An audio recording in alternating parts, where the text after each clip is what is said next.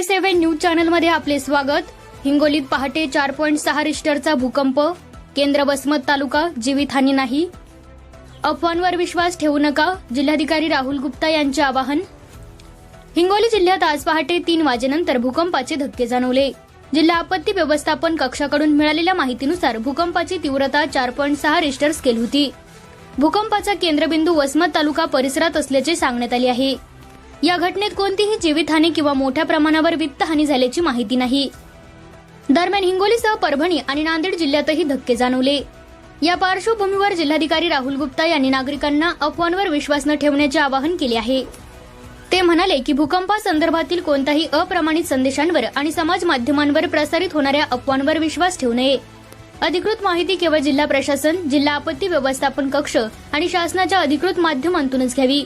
नागरिकांनी शांतता आणि संयम बाळगून प्रशासनाला सहकार्य करावे। समाजात भीतीचे वातावरण निर्माण होईल अशा प्रकारचे संदेश समाज माध्यमांवर पाठवू नयेत असेही त्यांनी स्पष्ट केले। तसेच कोणतीही आपत्कालीन परिस्थिती आढळल्यास तात्काळ स्थानिक प्रशासन किंवा जिल्हा आपत्ती व्यवस्थापन कक्षाशी संपर्क साधण्याचे आवाहन करण्यात आले आहे। A7 न्यूज चॅनलसाठी अनिस अहमद, हिंगोली। सर्व हिंगोलीकरांना माझा नमस्कार। सर्वांना असं माहिती आहे की काल रात्री जे आहे आम्हाला 4 वेळा जे आहे ते भूकंपाचे झटके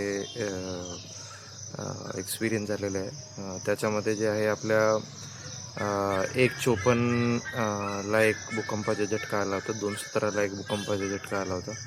त्याच्यानंतर पण 3:26 पर्यंत जे आहे ते 4 भूकंपाचे झटके आम्हाला जाणवलेले आहे। त्याचे जवळपास जे आपले भूकंपाचे मॅग्निट्यूड होते, म्हणजे आपले तीव्रता होती, त्याच्यामध्ये जवळपास 4, 4:15, 4:30 पर्यंत आपली भूकंपाची तीव्रता गेलेली आहे।